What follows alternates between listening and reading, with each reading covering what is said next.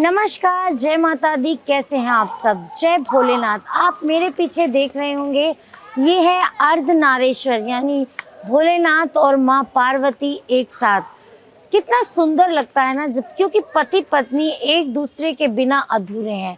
आज हम कुछ ऐसी ही बात करने आए हैं। मैं आपके साथ शेयर करूंगी अपने कुछ ऐसे विचार कि अगर आप में पति पत्नी में अनबन चल रही है, कुछ प्रॉब्लम्स आ रही हैं मैरिड लाइफ में, तो ऐसा क्या करें कि जिससे भोलेनाथ और माँ पार्वती का आपको आशीर्वाद मिलता रहे और आपको परेशानियों का सामना ना करना पड़े। क्योंकि गृहस्थ जीवन बेकार है। अगर शादीशुदा जीवन सही ना चले ना, तो गृहस्थ जीवन कुछ नहीं रह जाता। यानी कि आपका खाना पीना उठना बैठना सब बेकार ही।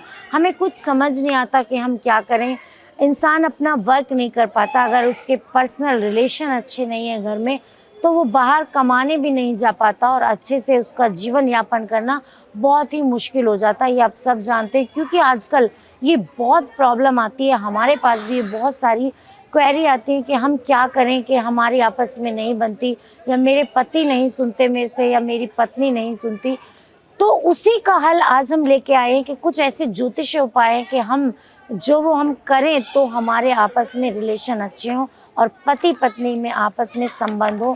क्योंकि वो भोलेनाथ से माँ पार्वती से रिलेटेड उपाय हैं। तो सबसे पहले तो आपको क्या करना है, सोमवार के दिन आपको पति पत्नी दोनों को अपने तकिए के नीचे कपूर की टिक्की रखकर सोइए। जो पूजा में कपूर यूज़ करते हैं ना, उसको रखकर सोइए, जला दी। उसके बाद उसको मंगलवार को जला दीजिए सुबह उठ के।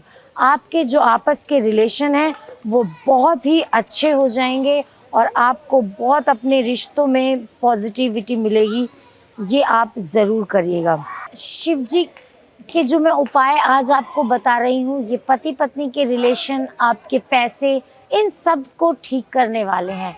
तो अगर आपको पैसे की प्रॉब्लम आ रही है, क्योंकि देखिए रिश्ता ना पैसों के कारण भी खराब होता है। कई बार जब हमारे पास पैसा नहीं है तो पत्नी को भी हम अच्छे नहीं लगते, पति को भी हम अच्छे नहीं लगते। तो पैसे से रिलेटेड बहुत सारी प्रॉब्लम्स आ जाती हैं। तो अगर आपको पैसे से रिलेटेड प्रॉब्लम आ रही है, आपके पास पैसा नहीं टिकता, तो आपको क्या करना है, आपको सोमवार के दिन क्या करना है, रोटी के 4 टुकड़े करिए और उसमें से एक हिस्सा कुत्ते को, एक गाय को, एक कौवे को खिला दीजिए और चौथा हिस्सा आपको किसी चौराहे पर रख देना है। ऐसा करने से आपके जो पैसे जो टिकते नहीं थे, वो घर में बरकत होने लगेगी। यानी जो पैसों की बरकत नहीं होती थी, बरकत होने लगेगी और आप बहुत ही अच्छा फील करेंगे अपने रिलेशन में भी। क्योंकि बरकत के साथ ना बहुत सारी चीज़ें ठीक होती हैं। तो हम उपाय की बात कर रहे हैं। चौराहे पर रखने से आपको ऐसा नहीं कि रख के आए तो किसी को आपको बताना नहीं है। अगर आपके पास दिन ब दिन कोई ना कोई मुसीबत आती रहती है और वो जाने का नाम नहीं होती, आज ये दिक्कत आ गई, सब कुछ ठीक चल रहा था, अचानक से एक्सीडेंट हो गया, सब कुछ ठीक चल रहा था, अचानक से किसी से झगड़ा हो गया। तो कई बार ना ऐसी मुसीबत आ जाती है। तो जब आपके पास ऐसी मुसीबत आ जाए तो आपको क्या करना चाहिए, सोमवार के दिन एक पतंग लेनी है। जो पतंग उड़ाते हैं उस पर अपना कष्ट लिखकर उसको हवा में उड़ा देना है। बहुत ही सटीक उपाय है ये। जो भी आपकी प्रॉब्लम है वो गायब हो जाएगी। जैसे कभी कुछ आपको प्रॉब्लम्स आती रहती हैं, वो एकदम से गायब हो जाएगी। ये उपाय आप ज़रूर करिएगा। अब घर में कई बार लड़ाई का कारण जो होता है वो हमारी घर की नेगेटिविटी भी होता है। चाहे विचारों की नेगेटिविटी हो, चाहे आपस की हो, पति के पत्नी के रिश्तों की हो, या घर में जो हमारा वास्तु खराब है उसकी नेगेटिविटी हो, उसको हमें दूर करने चाहिए। क्योंकि उसको अगर दूर नहीं करते, उससे भी हमारे पास पैसों की तंगी आती है।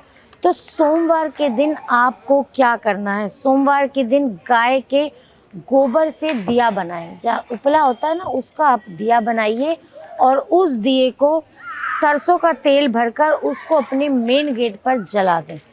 ऐसा करने से जो आपके घर की ना नेगेटिविटी है वो सब दूर हो जाएगी। कोई चाहे लेके आया हो, चाहे आपके विचारों में हो, चाहे आपके घर का वास्तु हो, ऐसा अगर आप करते हैं ना तो आपके घर की नेगेटिविटी दूर हो जाएगी। आप अपने मेन गेट पर शाम के टाइम जलाइए सोमवार के दिन।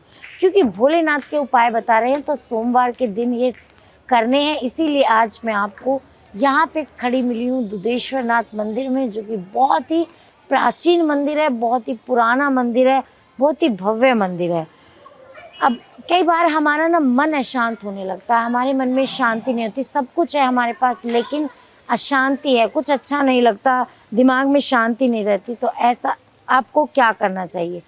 सोमवार के दिन आपको अशोक के पेड़ पर जल चढ़ाना है। जो अशोक का पेड़ होता है, आपने उसके पत्ते देखे होंगे, उस पर आपको जल चढ़ाना है। मंडे के दिन सुबह उठकर नहा धोकर उस पर जल चढ़ाएं।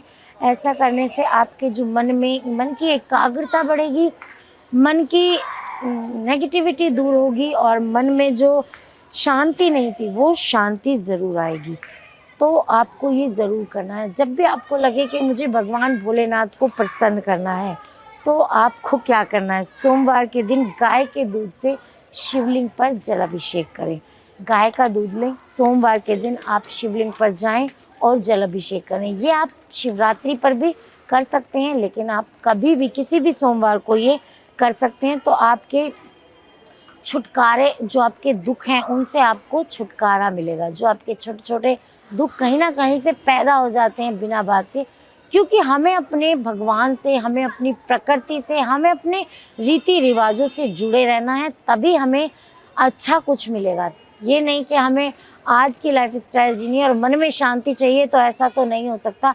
आपको कुछ रेमेडी करनी होंगी, आपको कुछ उपाय करने होंगे, भगवान के से जुड़े रहना होगा, सबका आशीर्वाद लेना होगा, अच्छे वाइब्स देने होंगे, जिससे कि आपके मन में शांति रहेगी और आपके पास दुख भी नहीं आएंगे, आपके पास पैसा भी आएगा।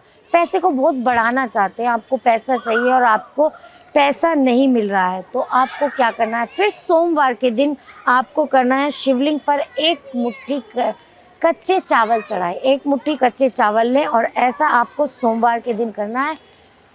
बहुत जल्दी आपके पैसों में बढ़ोतरी होगी, बहुत जल्दी से आपके पास पैसा आने लगेगा। ये कुछ ऐसे रिचुअल्स होते हैं जो हमें करने बहुत ज़रूरी होते हैं, जिससे हम अपने समाज में हम जुड़े रहते हैं, अपने रीति रिवाज से, अपने लोगों से, अपने बड़ों से आदर सत्कार, ये सब करना हम नहीं भूलते। तो ये हमें बहुत ज़रूरी है। अब रही कोई मनोकामना की बात, कोई मनोकामना पूरी नहीं हो रही है और आप चाहते हैं मेरी ये इच्छा पूरी हो जाए, तो आपको क्या करना है? सोमवार के दिन शिवलिंग पर 11, 21 जितने भी आप चाहें इतने बेलपत्र चढ़ाएं। 108 चढ़ा सकते हैं। 108 बेलपत्र आपको सोमवार के दिन शिवलिंग पर चढ़ाने हैं और साथ ही साथ आपको ओम नमः शिवाय का जाप भी करते रहना है। इससे आपको जो भी कोई मनोइच्छा थी वो आपकी पूरी होगी, क्योंकि बेलपत्र, धतूरा, भांग और ये सारी चीज़ें भगवान भोलेनाथ को बहुत ही प्रिय हैं।